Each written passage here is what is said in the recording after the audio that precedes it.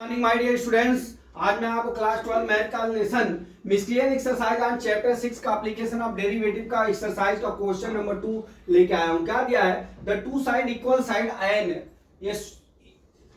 isosceles triangle with fixed base A are decreasing at the rate of 3 centimeter per second. How fast is the area decreasing when the two equal side area equal to base? ठीक है, ये side सिद्ध करना क्या है। देखिए हमने क्या किया, एक ट्रायंगल ले लिया है, ठीक है, जिसका इक्वल है दोनों साइड का, ठीक है, ये इक्वल है। ये हमने ए ले लिया, ए बी ले लिया, ए सी ले लिया, ठीक है। इसकी दूरी क्या है दोनों की?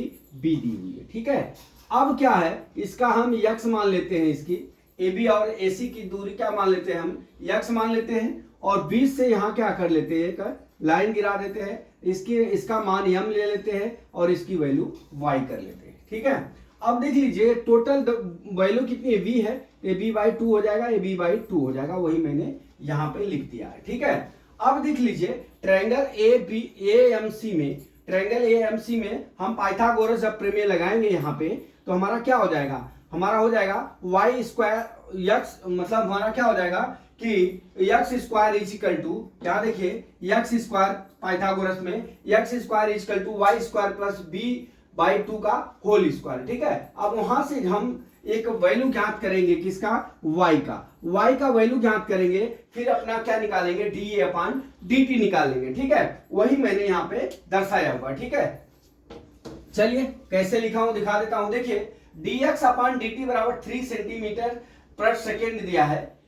क्या दिया है? डिक्रीजिंग वैल्यू, मतलब ये माइनस है, यहाँ माइनस नहीं, यहाँ डिक्रीजिंग लिख दिया तो ये माइनस हो गया, ठीक है। फिर क्या दिया है? ए बराबर, हम जानते हैं ट्रायंगल का एरिया बराबर हाफ बेस इंटू हाइट होता है, हाफ इंटू बी, बी हमने रखा है इंटू वाई लिख लिया, ठीक है। अब त्रिभुज एएमसी में हमने आपको बताया पाइथागोरस प्रमेय का प्रयोग करिए। तो पाइथागोरस प्रमेय में क्या होता है? कर्ण पे बना वर्ग शेष दो भुजाओं पर बने वर्गों के योग के बराबर होता है। तो हमारा क्या हो गया? X square equal to y square plus b by 2 का होल स्क्वायर। यहां से हम क्या करेंगे? वाई स्क्वायर की वैल्यू ज्ञात करेंगे। तो x square minus b square divide by 4 बराबर, यहाँ पे 4 क्या करेंगे हम? यहाँ पे 4 जो है एलसीएम ले लेंगे। देखिए 4 एलसीएम ले लिए तो 4x square minus b square divide by 4 हो गया। y करेंगे तो कड़ी में हो जाएगा, यहाँ पे 4 का कड़ी के बाहर निकल जाएगा तो 2 हो जाएगा, और क्या हो जाएगा? 4x square minus b square हो जाएगा, ठीक है। अब ये यहां से हम डी अपॉन डी टी निकाल लेते हैं, फर्स्ट डेरिवेट कर लेते हैं, ठीक है। तो हमारा क्या हो जाएगा?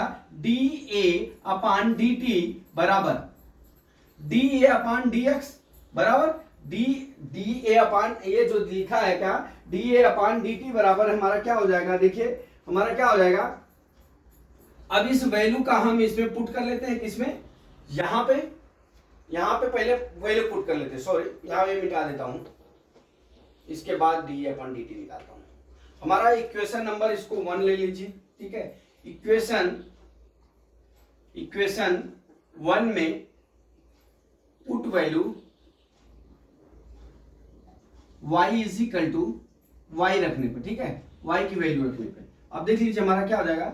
अब हमारा क्या हो जाएगा? a बराबर हाफ इंटू बी इंटू कितना हो जाएगा हमारा? Under root 4x square minus b square divide by कितना हो जाएगा? 2 हो जाएगा, ठीक है, बराबर ये b बाई 4 हो जाएगा। ये क्या हो जाएगा? Under root 4x square minus क्या हो गया हमारा? b स्क्वायर हो गया, a की वैल्यू हो गई, ठीक है।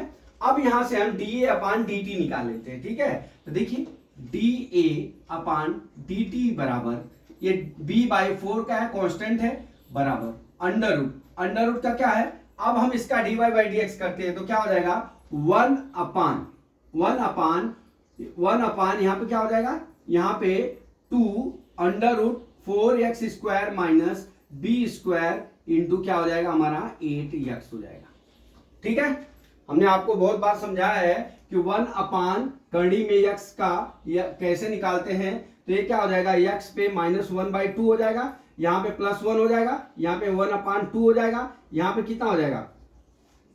यहाँ पे हमारा x पे 1 अपान 2 हो जाता है, ठीक है। तो ये हमारा 1 अपान 2 अंडर रूट x आ जाता है। तो x की वैल्यू यहाँ रख देते हैं, फिर dy बाई डी एक्स निकाल लेते हैं, ठीक है। हमने ये करके आपको दिखा दिया, इतना आ जाएगा। अब देख लीजिए ये 4 4 8 जा से कट गया। अब हमारा क्या हो गया, d a upon d t, sorry यहाँ पे क्या हो जाए, d a upon d T बराबर क्या हो गया हमारा b x divide by under root 4x square minus b square, इतना आया। देख लीजिए d a upon d t, ठीक है, d a upon d t. अब देख लीजिए हमारा dx अपान डी टी, यहाँ पे क्या लिखेंगे, dx अपान डी टी। अब हमारा dx अपान डी टी की वैल्यू कितनी दी हुई है, dx अपान डी टी की वैल्यू दी है कितना, 3 सेंटीमीटर, ठीक है। तो यहाँ पे हम लिखते हैं 3 लिख लिया, -3, ठीक है। क्या लिखेंगे, -3, क्यों, क्योंकि ये डिक्रीजिंग है, तो यहाँ पे हमने -3 लिख लिया, ठीक। अब ये समझ में आया। अब यहाँ पे हम चलते हैं, b बराबर हम x ले लेते हैं, क्योंकि अपने सवाल में ही बोला है कि decreasing when the two equal side are equal to base, equal side two are, b बराबर हमारा क्या हो गया, x ले लिया, ठीक है। अब यहां से डियर देखिए क्या हो गया, बराबर यहाँ पे b इंटू बी, ठीक है। अब यहां माइनस कर देंगे तो -3 यहां लिख लेता हूं, अपान अंडर रूट 4b स्क्वायर हो जाएगा, माइनस बी स्क्वायर हो जाएगा, x के जगह b के बराबर हम x ले लिए, तो x बराबर क्या हो गया, b हो गया।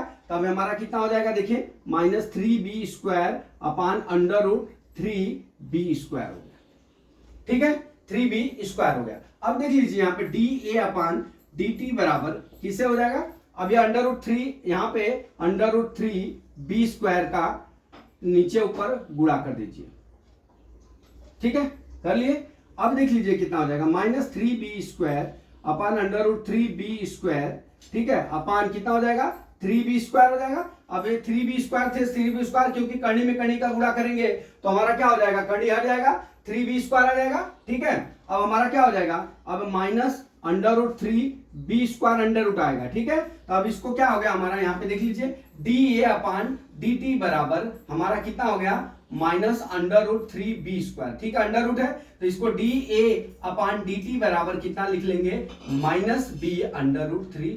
अब इस पे ही हमारा जो है यही आंसर हो जाएगा, यही हमारा आंसर हो जाएगा। यहीं पे हमारा decreasing d upon d T बराबर -b by under root -b under root 3 पे क्या हो जाएगा हमारा value, decreasing are decreasing when the two equal, जब टू इक्वल होगा तब -b अंडर रूट 3 पे क्या हो जाएगा हमारा फंक्शन, क्या हो जाएगा, डिक्रीजिंग हो जाएगा। तो माय डियर स्टूडेंट्स, मैं समझता हूं कि ये न्यूमेरिकल आपको समझ में आ गया होगा। अगला न्यूमेरिकल कल मैं फिर लेके आता हूं। जय मां सरस्वती, जय भारत माता, जय जवान, जय किसान।